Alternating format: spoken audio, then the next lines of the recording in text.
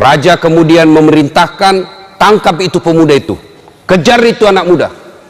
Dikejarlah anak muda ini, dihinalah anak muda ini, ingin dibunuh. Lalu mereka masuk ke dalam gua. Sebelum mereka tidur, 7 pemuda ini berdoa kepada Allah, ya Allah, lindungi dan selamatkan kami. Tidurlah mereka. Begitu mereka terbangun, bakuliah dan berapa lama kini tidur berapa lama orang tidur? Apa kata yang satu? Dia bilang, baru piji kemarin. Nah bilang, tidak, metaki metin roye. Cobalah kau keluar pergi beli sesuatu, dikasihlah uang itu 1 orang, pergi kau beli di warung. Pergilah beli ini di warung. Begitu dia bayar, apa kata tukang warung?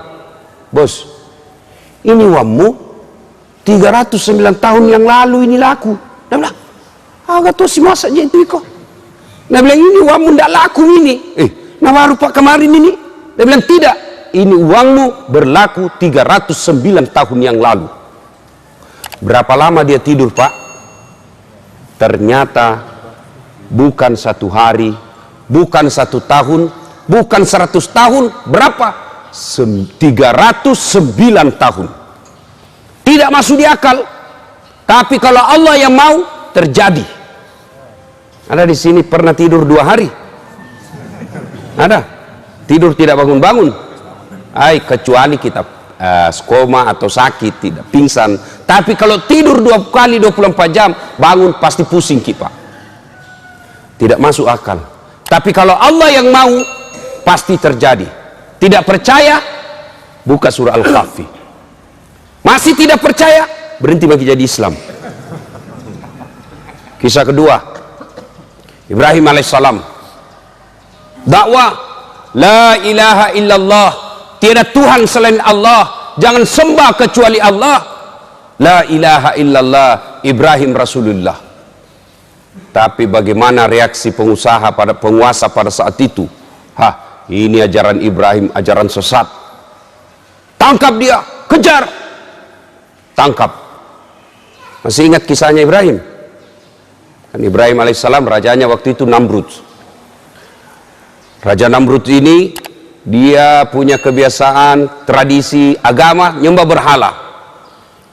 Siapa yang membuat sembah berhala itu? Bapaknya.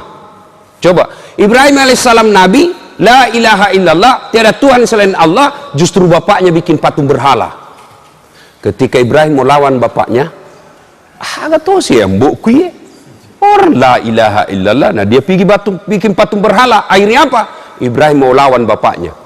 Ketika Ibrahim mau lawan bapaknya, ditegur sama Allah. Ibrahim, sadar kok, bapakmu itu. Tapi dia nyembah berhala. Tapi itu ambokmu. Aja muewai. Tapi dia nyembah berhala. Allah berfirman, lebih baik kau yang mengalah. Kau yang keluar dari desamu. Jangan kau lawan bapakmu. Dengar baik-baik ini anak muda. Ini anak muda sekarang mentang-mentang belajar agama tinggi-tinggi, ada tradisi orang tuanya tidak anggap sesat. Bapak ini kafir. Bapaknya bilangi kafir. Ada itu, ada anak-anak saya, sepupu saya di Tarakan, belajar agama, baru 2-3 bulan belajar agama, itu pun belajar agama melalui YouTube. La ilaha illallah. Mak download, dah 1 menit, 2 menit. Begitu masih jalan itu ceramah, habis kuotanya, habis itu ceramah. Nah pahami setengah-setengah. Langsung nak kira, bapak ini bid'ah. Kenapa kau bilang kau bid'ah, sesat? Tak sia. Tidak ada pada zaman Nabi tak sia. Nah ini langsung bapaknya marah, bertengkar. Saya bilang, di mana kau belajar agama dong? Mana kau belajar agama, bapakmu kau kafirkan hanya gara-gara dengar ceramah. Apa jeleknya tak sia? Kalau tidak mau kau balik bilang tak sia, bilang kau ceramah kematian. Apa larangannya ceramah kematian? Apa isinya? Baca ayat suci Al-Quran. Mana ayat yang melarang orang baca ayat suci Al-Quran? Apa isinya? Orang yang didatangi berduka kita hibur. Apa larangannya? Ayo. Apalagi isinya tak sia, ceramah agama. Ada orang dilarang ceramah. Apalagi isinya kita datang bersilaturahmi. Masa kita dilarang bersilaturahmi? Apalagi isinya orang dikasih makan. Dosakah orang dikasih makan? Kalau ada orang bilang, wah, dilarang, merepotkan, bikin susah orang berduka. Cocok, setuju. Jangan menyusahkan orang berduka. Setuju. Mana disebut menyusahkan orang berduka? Bapak dikasih teh gelas, bapak minta teh botol. Nah, itu bikin susah orang itu. Dikasih air gelas, nah bilang kopi mix kasih kak. Nah, itu bikin repot itu. Tapi ini orang sudah mampu ji. Lagi pula itu di Makassar saya lihat, bukan lagi tuan rumah yang sediakan kue, tapi orang-orang tamu, ada yang bawa roti gulung, ada yang bawa teh, ada yang bawa kue tradisional. Lalu apa salahnya kita bersedekah? Kalau judulnya takziah, kau tidak mau bilang ceramah takziah, sudah bilang saja pengajian atas berdukanya meninggalnya ini. Sudah. Sama maulid bid'ah, tidak ada pada zaman Nabi. Oh, cocok. Kalau tidak mau kepala lagi pakai istilah maulid, pakai saja sirah nabawiyah, ceramah tentang Nabi. Apa salahnya, bos? Adabnya Ibrahim alaihissalam, tegur sama Allah. Bapaknya nyembah berhala namanya Azar, bikin patung. Ibrahim mau ribut. Sadar kau Ibrahim, ambokmu ya tu, ajak muai-wai. Kau yang keluar dari desamu. Coba. Begitu kita wajib menghormati orang tua. Jadi bapak-bapak yang masih ada orang tuanya pulang kampung lalu ketemu. Jangki lagi bilang, masoli ongkosoe. La ilaha illallah. Anak pacilakana. Pernah itu hitung-hitung orang tua tak? Pernah itu hitung-hitung orang tua tak waktu tak nak kasih sekolah ki? Andai saja bisa nak jual harga dirinya, nak jual dirinya untuk kita sekolah. Masa gara-gara sewa pesawat kita berpikir? Siti Najani itu balikan ngagagak untuk tomatoata. Siti Naja sangat sepantasnya kita jual kita punya harta untuk membahagiakan orang tua. Ini anak-anak nih, anak-anak sekolah. Kita ini juga orang tua. Nih bapak-bapak, muliakan orang tua. Biasanya bapak-bapak tidak muliakan orang tua karena takut sama istrinya. Saya bilang sama istriku, boleh kau marah sama saya, boleh kau maki-maki saya, boleh kau lempar kepalaku, yang penting tidak nak kena. Toh, satu yang tidak boleh, jangan lalu kau atur-atur ke soal orang tuaku. Jangan pernah saya dengar kau menyakiti perasaan orang tuaku. Begitu saya dengar kau sakiti perasaan orang tuaku, wabillahi taufiq wal hidayah. Toh, belum tentu kita jodoh sampai ajal, tapi yang namanya orang tua tidak ada istilah bekas. Belajar dari Ibrahim alaihissalam. Nah, lanjut kisah. Ibrahim alaihissalam akhirnya Raja Namrud pergi berburu. Ibrahim alaihissalam pergi berburu, Raja Namrud pergi berburu, Raja Ibrahim masuk di, ya kayak tong kira-kira kalau kita orang Islam, masjidnya. Rumah berhalanya Raja Namrud, dia hancurkan semua itu berhala-berhala. Ambil kampak, nawasai manangi pak, nak cepuk kepalanya, nak hancurkan kakinya, nak patahkan lehernya. Satu nak tinggal. Itu berhalanya Namrud yang paling besar, berdiri, dan kebetulan tangannya begini. Wah, itu Ibrahim, kampaknya nak simpan di tangannya Raja Namrud, naikai. Itu kampak, wase, naikai di tangannya. Datang Raja Namrud, berburu, masuk rumah ibadahnya. Wih kaget, ini gamale yang Tuhan tak kasih, ini gamane yang tak kasih Tuhan. Siapa yang hancurkan Tuhan kita? Siapa yang hancurkan kepalanya? Sebarkan intel. Wow, ternyata informasi tahu Ibrahim yang lakukan. Ibrahim sidang, lalu dinyatakan Ibrahim, menurut penelitian dan pemeriksaan kamu yang hancurkan Tuhan kami. Nah, bilang Ibrahim, siapa bilang? Bukan saya. Kandalaka kalau saya. Tentu dalam hadis tidak ada bilang kandal, dalam cerita tidak ada bilang kandala. Tahu je enggak? Bukan saya. Apa kata Ibrahim? Bukan saya, ini. Nah, ini boleh tulis namanya ini. Nah, bilang bukan saya, ini. Kata ininya, ini menunjuk dirinya, meskipun tangannya menunjuk patung. Bukan saya, ini. Nah, ini boleh tulis namanya ini. Saya tulis itu kan perlu bersayap dia kalau berbicara. Kenapa kau terlambat? Tidak terlambat, kau yang cepat datang.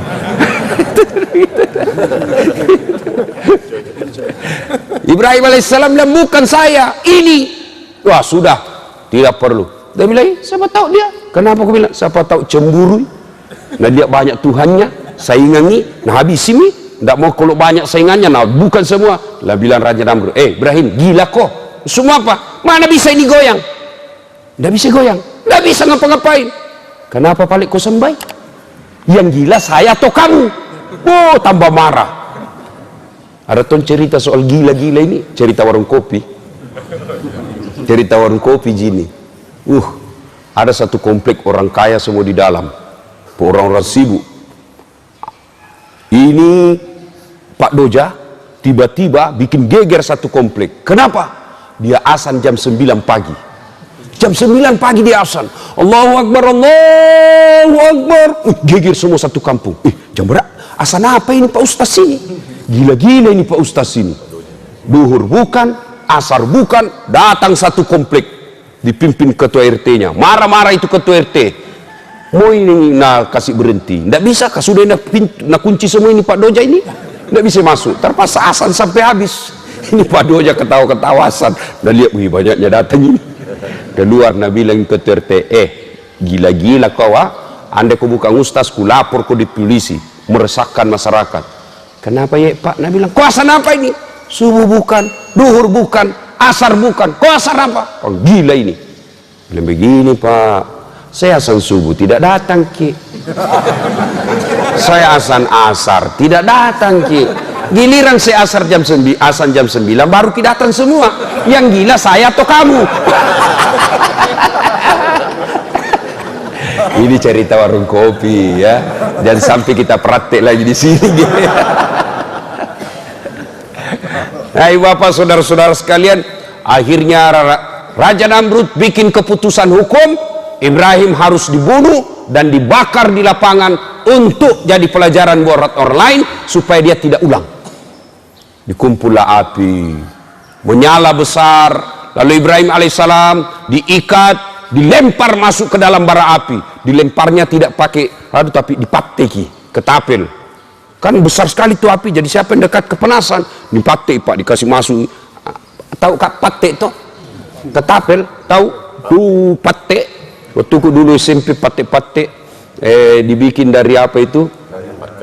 Pakai kayu begini, dikasih karet, baru kita kasih bengkok itu kasih bentuk paku, baru dipatek mangganya orang. Bah!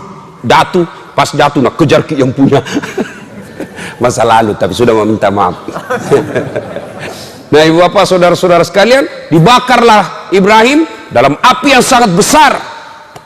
Ibu-ibu bapak-bapak, kalau manusia dibakar dalam api, hidup atau mati? Hidup atau mati? Pasti mati menurut hukum biologi. Tapi kalau Allah yang berkehendak, Ibrahim dibakar dalam api yang sangat besar, tidak mati, malah keluar kedinginan. Al-Quran menjelaskan, Allah perintahkan, kuni api, dingin kau, selamatkan Ibrahim alaihi salam. Dia bilang Quran, dingin dan selamatkan Ibrahim. Andai saja tidak ada kata selamat, membekui Ibrahim. Dingin, selamatkan Ibrahim alaihi salam. Keluar Ibrahim, dibakar. Orang sudah bilang, cik dako, mati nako. Andre pak buatanmu. Apa yang terjadi? Ibrahim keluar dalam bara api, justru kedinginan dia keluar. Coba, tidak masuk di akal. Kalau Allah yang mau, pasti. Yang tuan coba-coba ini ayat Pak. Ada mahasiswa aku, nak bilang bohong-bohong ini Pak Ustaz.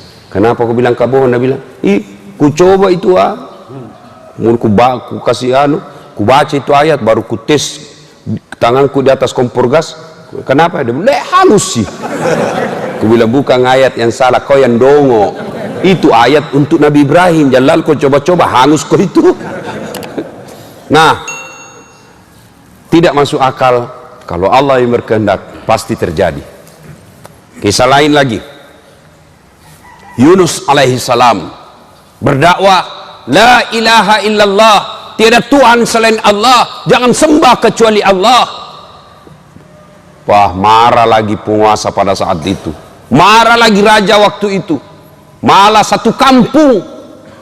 Dia bilang, apa toh ini Yunus? Sambarna bilang, satu kampung ngusir Yunus, didakwai tidak ada yang masuk akal. Akhirnya apa? Yunus alaihissalam berpikir, sudah mi, orang tidak ada semua dapat hidayah di sini. Dek memang toga buat-buat na ye, dah cundek ke. Sudah, Yunus alaihissalam bersangka buruk kepada Allah. Sudah, orang busuk semua ini kampung ini tidak akan mendapat hidayah. Yunus alaihissalam bersangka buruk, lalu dia tinggalkan kampungnya.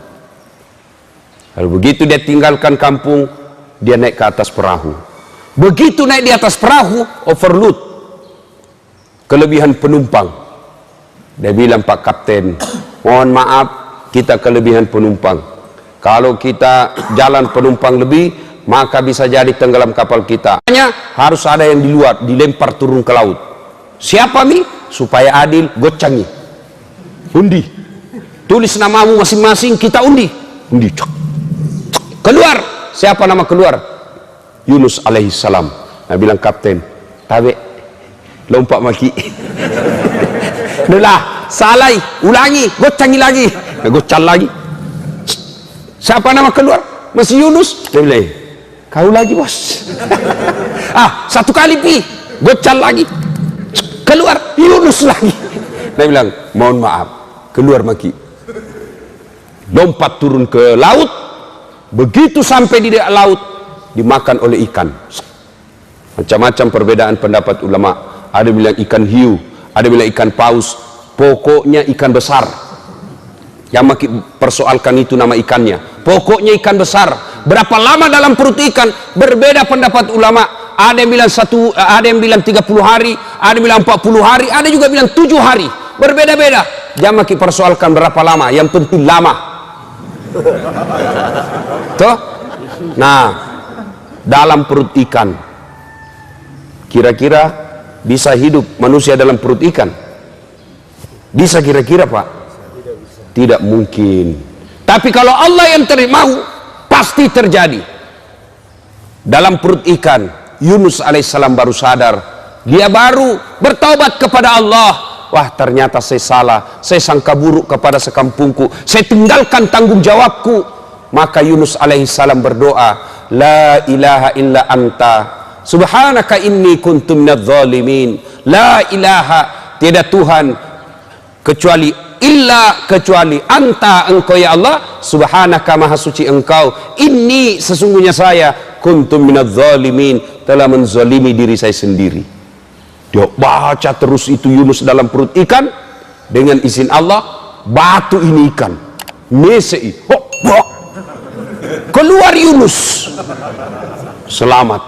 Tidak masuk akal manusia bisa masuk dalam perut ikan. Ada mi pernah di sini masuk perut ikan? Ada mi, Pak? Pak Ketua sudah pernah masuk perut ikan? Kalau saya ikan ku kasih masuk perutku. Di rumahnya Pak Ketua tadi malam makan ikan goreng, mantap, pasti masuk perutku. Tapi kalau Allah yang mau, Pak, terjadi. Yunus alaihissalam. Kisah lagi. Isa alaihissalam. La ilaha illallah, tiada Tuhan selain Allah. Isa Rasulullah, jangan sembah kecuali Allah, dan Isa adalah utusan Allah. Apa yang terjadi? Masya Allah. Sebelumnya Isa seorang perempuan, ya, lahir tanpa suami, ibunya maksudnya. Saya tanya, bapak-bapak, bisa ndak perempuan hamil tidak ada suaminya, tidak pernah ketemu, tidak pernah disentuh laki-laki? Bisa? Bisa kira-kira? Tidak mungkin. Kata ilmu kedokteran, mana bisa perempuan hamil tidak pernah disentuh laki-laki? Tapi kalau Allah yang mau, Siti Maryam, wanita suci, tidak pernah disentuh laki-laki, sekalipun tidak pernah disentuh laki-laki, hamil, melahirkan Isa alaihissalam. Coba, cuma sekarang banyak perempuan mau saingin Siti Maryam, tidak ada suaminya, melahirkan, beleng-beleng, nikah kok baik-baik. Apa gara-gara apa ini orang banyak begitu, Pak? Uang panai. Gara-gara ini tradisi kita yang tidak betul. Yang perlu banyak itu mahar, bukan uang panai. Kalau uang panai habis saja untuk hura-hura. Tapi kalau mahar menjadi modal kerja. Mahar seperangkat alat sholat, baru tidak pernah dipakai. Yang perlu mahar 40 juta. Untuk apa ini mahar? Ini haknya istri. Tidak boleh diganggu mertua, tidak boleh diganggu orang tua, tidak boleh diganggu suami sekalipun tidak boleh ambil. Mahar namanya itu. Sudah menikah, tiba-tiba punya rumah. Boleh ambil. Dia bilang suaminya, dek, ada dulu itu mahar. Kasih kita. Pinjam kak dulu sayang. Kita bikin uang DP biliki rumah. Tidak enak kita tinggal terus sama mama. Repot kudun dari kecil kita dikasih repot. Masa sudah makin berkeluarga kasih repot lagi. Sudah nih pinjam mak dulu tuan tak 40. Sudah nanti ada rezeki ku gantikan ki. Nah bilang istri tak jam aku sotak. Mau ku pinjam-pinjam lagi. Ku tahu ji modus. Ambil mi. Kau untuk kita ji juga. Tapi kalau dia bilang istri tak iya pinjam mi, wajib dibayar pak. Itu mahar haknya itu istri. Kalau uang panai habis saja untuk pesta ini dan kiri kanan. Uang mahar itu yang perlu. Kenapa? Itu modal kerja namanya. Dan sampai anak tak pernah ada kejadian. Ada temanku penghafal Quran pergi melamar. Begitu dia lamar, siapa dia lamar? Perempuan, sarjana, kemudian pegawai. Langsung dia bilang ibunya, Ustaz ini anakku sudah kerja, ya sarjana, ya berapa mi itu kita bawa? Saya bilang, tidak ada hubungan antara sarjana sama pegawai. Ini orang mau menikah, sunnah Rasul. Berapa ke ibu? Nah bilang 100 juta. Wih, langsung gak lapar. 100 juta ku bilang kodong, penghafal Quran ji ku bawa ini. Berapa ji honornya di penghafal Quran? Kadang tak 20.000. Kita juga itu kadang-kala menghina penghafal Quran. Kalau artis kita undang, ulang tahun kabupaten. Baik, artis dia datangkan, diundang, dijemput dari Jakarta. 3 orang itu. Ada manajernya, ada tukang riasnya, artisnya, dan dia minta apa? Tiket pesawat eksekutif bisnis kelas, minta hotel bintang 5, dikawal pakai tentara polisi, dimuliakan sampai dia carata bawa ji alamat palsu. Alamat palsu ji menyanyi-nyanyi, kelihatan dadanya, kelihatan pahanya. Ndak tahu nak kasih pegang kipak, nak kasih lihat aja kisahnya. Oh, nalenggok. Itu, dia coba itu artis. Sudah itu pulang dikasih uang 70 juta 100 juta dikasih, padahal datang ji bikin kaki dosa. Masa 100 juta dibayar masuk neraka? Ayo datang ji bikin kita lupa sama Tuhan, dimuliakan sampai di Jakarta uang 100 juta nah pakai dugem, nah pakai narkoba, nah pakai mabuk, uang tak 100 juta nah pakai maksiat.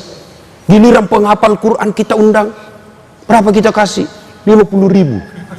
Ndak nak jemput tompak ojek nak kirim. Piko jemput ipa ustaz. Naik kita motor tua lagi kesian. Tak gantung-gantung kaki tak di belakang. Kenapa rusak yang nak stang kaki nak di belakang? Tak gini. La ilaha illallah. Coba maki hujan lagi. Satu mantel sedek diuduai. La ilaha illallah. Sampai midek sedikit lagi. Sampai ini tu leher tak. Sampai cek depi ustaz dia. Sampai lagi kasihan, panas lagi mak berasanjoran 1 jam. Sallallahu alaihi Muhammad busa-busa kalepa. La ilaha illallah. Begitu selesai, tabi ustaz, berapa? 25.000. Bunyuk-bunyuk. Nabi bilang suaminya, 1 jam kau itu nak doakan Pak Ustaz, berhujan-hujan datang, nak tinggalkan sawahnya, masa 25.000 kau kasih? Nabi bilang istrinya, tambahin aku balik di situ jalan kote sama pisang. Hancur tuh kurasa nasibnya kodong penghafal Quran. Bagaimana tahu anak tak, bagaimana anak tak mau belajar agama kalau dilihat motivasi dunianya tidak ada? Nah bilang itu jam aku jadi ustaz deh, apa itu dia menderita, tidak ada yang perumat. Itu tahu anak tetangga 1 jam pergi menyanyi lompat-lompat di panggung dapat motor pulang. Coba bedek kalau dijemput pakai Mercy, mobilnya sendiri Mercy, di atas 4 istrinya, cantik-cantik dan muda, kaya, jadi ustaz kau nak. Kenapa? Lihat kau itu mobilnya Mercy 4 istrinya cantik-cantik lagi. Tapi ini dibonceng motor, hujan kesian, dibonyok-bonyok topa duit. Bagaimana anak tak mau belajar agama? Dan itu kalau kita kasih itu orang penghafal Quran, dia tidak salah gunakan. Itu menjadi darah dagingnya, dia makan bakso, jadi darah daging penghafal Quran. Bapak meninggal masih dapat kiriman amal. Kenapa? Karena darah daging yang bentuk itu orang penghafal Quran dari sedekah. Itu jangan kita terlalu pelit kalau untuk perjuangan dakwah. Nah, ibu bapak saudara-saudara sekalian. Nah, kita lanjut lagi ya. Nah, apa yang saya sampaikan semua tadi ini semua ada dalam Quran. yang paling dekat contoh dengan kita. Nabi, la ilaha illallah Muhammad Rasulullah, tiada Tuhan selain Allah, Muhammad Rasulullah. Marah seluruh pembesar-pembesar Quraisy. Barang ini Muhammad, 4 saja Tuhan tak masih setengah mati ki, apalagi 1, siapa yang urus ki? Kan itu waktu sebelum Nabi itu 4 Tuhannya orang Arab, Latta, Manat, Uzza dan Hubal. 4 Tuhan tak, nah masih susah ki. Kau bilang 1, bagaimana kita mau hidup baik-baik? Nah 4 saja urus ki, susah. Akhirnya Nabi hijrah, diusir, kejar, masuk gua Hira. Masuk dalam gua Hira, dikejar. Allah turunkan pertolongan. Apa yang Allah turunkan? Bukan malaikat, bukan tentara manusia, tapi apa? Bukan burung ababil. Apa yang Allah turunkan? Sarang laba-laba. Laba-laba. Tahu laba-laba? Bahasa Perancisnya garangkang. Ini laba-laba bikin sarang di mulut gua. Begitu didapat sama Abu Jahal, Abu Jahal bilang, tidak mungkin ada manusia di dalam. Kalau ada manusia Muhammad di dalam, pasti tidak ada ini sarang, pasti merobek. Bayangkan Pak, pendekar-pendekarnya Arab jahiliyah waktu itu kejar Nabi Muhammad, kekuatannya kuat, kira-kira tentara pilihan kalau sekarang. Kejar Muhammad, siapa yang kalahkan ini tentara pilihannya? Orang-orang kafir. Laba-laba. Coba kita lihat itu laba-laba Pak. Sarangnya ambil pulpen, letakkan di atas, pasti robek. Pasti robek itu sarang laba-laba. Ambil sendok, simpan di atasnya, pasti robek. Begitu rapuhnya sarang laba-laba. Tapi kalau Allah yang mau, sarang laba-laba yang rapuh mengalahkan tentara-tentara pilihannya Abu Jahal. Begitu ngintip, terbang burung merpati. Nah bilang Abu Jahal, tidak mungkin. Kalau ada yang tidak mungkin ada ini burung mengeram di dalam. Pulang mereka. Tidak masuk akal. Tapi kalau Allah mau, pasti jadi. Artinya Pak, inti ceramah kita Pak, jangan kita pernah khawatir, jangan pernah sangka buruk, jangan pernah cemas akan kekuatan Allah. Jangan sampai kita tidak mau bersedekah gara-gara kita takut apa dimakan besok. Intinya ini Pak, kenapa ini masjid tidak jadi-jadi sampai sekarang? Banyak orang pelit. Dengar kita Pak, yang banyak uangnya di sekitar sini, yang mobilnya bagus, rumahnya mewah, isi rumahnya bagus-bagus, lalu tidak jadi di masjid, mati nanti cari ke Tuhan, mana itulah seke. Gai, kesina bolana, kesina otona dek napa kesing mesigiku. Hati-hati Pak, saya serius. Jangan sampai kita, kalau saya sedekah, bagaimana anakku besok sekolah? Allah Maha Kuasa. Ingat Ibrahim alaihissalam ketika mau pergi dakwah, pergi ke dakwah, Nabi bilang Ibrahim, banyak aja kasih anakku, siapa kasih makan ini anakku? Ini siapa yang kasih makan saya punya anak ini? Allah berfirman, belaku itu batu, ambil kau kampak, dia kampak, terbelah. Apa maksudnya? Belah lagi, kampak, sampai 3 kali. Ibrahim mendapati ulat. Ulat, tahu ulat toh? Nabi Allah bilang, kalau bahasa kita, lihat kau Ibrahim, lihat kau itu ulat, tidak ada kakinya, tidak tangannya, tidak sarjana, tidak pernah kursus, dia bisa hidup dalam batu yang sangat keras, tidak masuk di akal. Siapa yang jamin rezekinya ini ulat? Saya. Jangan aku cemas soal rezeki, jangankan diambil, tertukar saja tidak. Bapak-bapak tahu lalat, cicak. Tahu ki cicak? Tahu cicak toh? Apa namakan cicak? Nyamuk. Satu terbang, satu tidak. Masuk akal tidak bisa cicak makan nyamuk? Kalau tuku kecil ada lagunya, cicak-cicak di dinding, diam-diam merayap, datang seekor nyamuk, hap, lalu ditangkap. Itu dulu lagu-lagu tak dulu. Sekarang lagunya anak-anak ada deh hancur-hancur.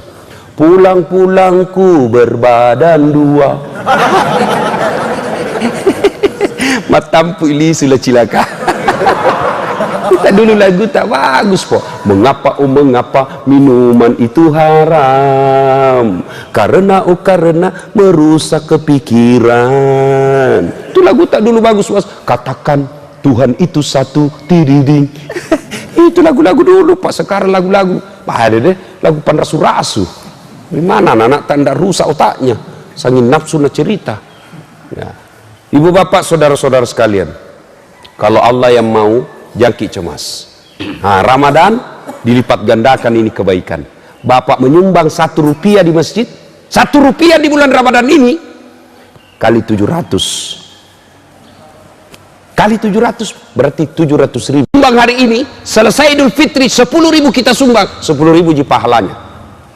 Tapi kalau Ramadan palecunya malakna, maka bersedekah di bulan Ramadan ini. Niatkan, Pak Ketua, saya insya Allah panen, saya sumbang 2 juta. Meskipun belum dikasih, sudah catat, tapi bayar bos, bayar, jangan tipu malaikat. Allah tahu. Meloklah dekat Ustaz, saya mau sekali tapi belum panen, sudah suruh catat panitia, saya 10 juta. Pak, pernah dengar kisah di pintu depan pintu surga? Ada 4 manusia bertengkar. Kenapa? Mereka masing-masing mau masuk surga nomor 1. Siapa mereka? Orang kaya pemurah, haji mabrur, orang mati syahid, ulama. Bertengkar. Nah bilang ulama, saya dulu mau masuk, ditarik sama orang kaya. Ih, saya dulu. Begitu orang kaya mau masuk, ditarik sama orang mati syahid. Begitu orang mati syahid mau masuk, ditarik sama ulama. Saya dulu. Nah bilang Tuhan, malaikat, piko periksa. Kenapa itu orang 4.000 depan pintu surga? Kenapa dia merasa? Sudah, turun malaikat. Periksa satu-satu. Tersangka pertama, maju. Kamu, kenapa kau merasa nomor 1, berhak nomor 1 masuk surga? Malaikat, saya dulu ini kaya kak, waktu di dunia. Tapi saya kaya dermawan. Ada masjid dibangun, saya bantu. Ada anak yatim, saya tolong. Ada janda-janda tua, saya selamatkan. Ini bapak-bapak juga. Begitu cerita janda, berani ki. Coba nih, nak bilang istri, coba pasir untuk kau nenekmu.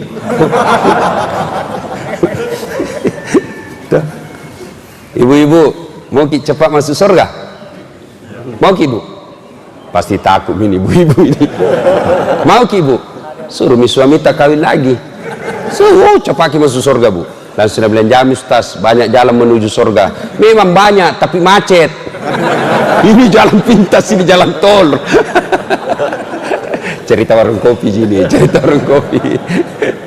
Bapak saudara-saudara sekalian, saya haji, saya kaya, bangun orang, saya bantu manusia, sesamaku manusia, saya bantu. Katanya orang kaya yang pemurah nomor 1 masuk surga. Katanya, ditanya, siapa kasih tahu kau? Ulama. Kalau begitu tidak boleh kau lumba ulama. Mundur kau. Mundur. Panggil haji. Kau haji? Kenapa? Saya dulu hidup haji, haji mabrur, bukan haji kajili-jili. Kebanyak tong itu haji kajili-jili pak. Malam pengantin sanggil lomba domi nak kerja. Lomba domi pada malam ini hadiah 27 inci televisi berwarna. Pemenangnya juara 1 Haji Bedu, pasangan Haji Baco. Kenapa haji pak beta mak doming? Haji kajili-jili. Itu haji. Lomba tadarus haji, itu cocok itu. Setelah saya pulang dari haji, saya rajin berjamaah. Saya pulang dari haji, saya rajin sedekah. Saya pulang dari haji, menjadi hidupku lebih baik. Katanya haji mabrur, nomor 1 masuk surga. Katanya. Tanya, siapa kasih tahu kok? Ulama. Sama. Tidak boleh kau lumbai ulamamu. Mundur kau. Mundur. Panggil orang ketiga. Kamu, kenapa? Jibril, saya dulu mati syahid kak.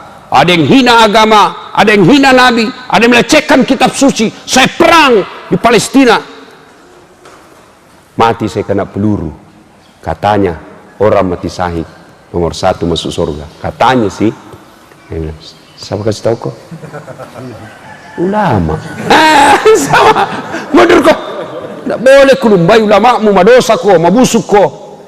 Panggil nomor 4. Kamu, kenapa tonse kau merasa nomor 1? Nah bilang, saya yang itu tadi ulama, nah cerita sendiri. Saya lah Ustaz Dasat. Oh, kau Ustaz. Tapi Pak Ustaz, masuk lagi. Dalam Ustaz, alhamdulillah. Bajik tanam, alhamdulillah. Begitu dekat pintu surga, astagfirullah. Nabi yang 3, apa kau lagi talekang, istighfar, disuruh mau kau masuk. Masuk aku cepat. Dia bilang, tunggu dulu malaikat. Betul saya dakwai mereka. Betul saya beritahu mereka. Betul saya ceramai mereka. Tapi saya bisa jadi ustadz karena jasa-jasanya orang kaya. Saya jadi ustadz, ada orang kaya kasih saya duit, beli buku, tempatku saya belajar. Ada orang kaya bangun sekolah, tempatku menuntut ilmu. Ada orang kaya bangun masjid, tempatku berdakwah. Saya ini jadi ustadz karena gaya jasanya orang kaya. Saya malu sama orang kaya. Saya hormati orang kaya yang telah membantu saya. Sampaikan kepada Allah, saya sudah terima penghargaannya, tapi saya memuliakan orang kaya yang pemurah. Tapi biar kita dulu, Daeng. Masuklah orang kaya yang pemurah ke dalam surga. Orang kaya yang pemurah kelak di akhirat nomor 1 masuk surga. Kaya pemurah, tapi kaya yang seke kikirigalap paku jambatan cilaka kombo. Nomor 1 masuk kemana? Ke neraka. Terserah kita, Pak, mau pilih mana? Ibu-ibu kalau sedekah suami tak tidak tahu, apalagi sembunyi-sembunyi karena takut sama ibu, suami tak nanti masuk surga, ibu masuk neraka. Jangan kita lalu pelit, Pak. Bayangkan, Pak Ketua, saya sumbang 10 tegel, 10 sak tegel, paling 2-3 juta. Oke, selama itu tegel dipakai sujud, Pak, maka selama itu mengalir amal tak, itu disebut amal jariah. Itu tegel di rumah tak, tidak ada gunanya. Ustadz, saya bantu semen 50 sak, 5 kali 5, 25, 2.500.000, Pak. Tidak nak kasih miskin gitu 2.500.000. Mari bantu ini masjid pembangunannya, Pak. Saya tidak punya uang, Ustadz, bantu dengan tenaga. Ada kerja bakti, kita datang angkat-angkat. Saya tidak punya tenaga, Ustadz, karena sibuk. Oke, bantu dengan kekuasaan. Saya ketua DPR, saya wakil bupati, bantu dengan jabatan kita. Apa? Proposal terima. Bantu dengan kekuasaan kita. Saya tidak punya kekuasaan, saya tidak punya uang, saya tidak punya tenaga, tapi saya punya otak, saya mahasiswa. Oke, kau yang gambar itu desainnya, pakai ilmumu, gunakan komputermu untuk bikin surat-suratnya. Dan berpartisipasi. Saya juga bukan mahasiswa, saya tidak punya apa-apa, tidak punya uang, bukan juga pejabat. Bantu dengan cara apa? Diam. Diam kok. Jangan kau banyak bicara, cilaka. Tidak pernah Tommy datang di masjid, tidak pernah Tommy masumbang. Mak kok bawa nolah sike. Mega bicaramu. Oh, tidak begitu. Banyak itu yang begitu. Aniat. Dede, ikon itu nak blender matu setang. Ayo Bapak Ibu saudara-saudara sekalian, andai saja kita lihat itu pahalanya itu sedekah, Pak, kita jual semua itu harta tak untuk sedekah. Demi Allah, tidak ada orang bangkrut gara-gara sedekah. Percaya Ki. Apalagi masih Ramadan ini, niatkan Ki, Pak. Pak Haji, saya 5 sak, saya 1 sak semen, itu sudah sedekah. Jangan kita terlalu pelit. Adik-adik belajar Ki sedekah dari kecil. Belajar sedekah dari kecil. Dan Alhamdulillah, orang yang rajin bersedekah nanti nomor 1 masuk surga. Bapak saudara-saudara sekalian, inilah tausiah kita pada taklim kita kali ini. Mudah-mudahan ada manfaat. InsyaAllah kehadiran kita akan menjadi amal kebaikan dan bekal untuk di akhirat kelak. Terima kasih Pak Ketua yang mengundang saya datang ke tempat ini. Mudah-mudahan apa yang Pak Ketua kurbankan, apa yang Pak Ketua untuk mendatangkan Ustadz, karena kalau bukan Pak Ketua, Pak, tidak bisa hadir di sini. Pengurus masjid mengundang, tapi Ustadz sibuk Kak. Pembeli tiket mahal, toh. Dia bilang, ya makin neti ya pesawat Ustaz, naik mobil maki, aja 12 jam. Mabuk orang, wow. Masa Ustaz mabuk-mabuk mau ceramah, Pak. Alhamdulillah, ada anggota dewan kita yang mau datangkan Ustaz. Alhamdulillah ya. Kita doakan Pak Ketua, Pak Wakil Bupati. Saya Pak Wakil Bupati hebat tuh kuliah ini menjadi kelompok hijrah. Pagi-pagi nak kirimi saya video ceramah. Ku bilang hebat tuh ini Pak Wakil, ini Ustaz nak ceramai. Alhamdulillah, alhamdulillah masih muda ya. Kita saling mendoakan, saling mendoakan. Mari kita awali doa kita ini dengan meringkan surat Fatihah. Khasiat dan keutamanya kita ikhlaskan untuk orang tua kita masing-masing. Al-Fatihah.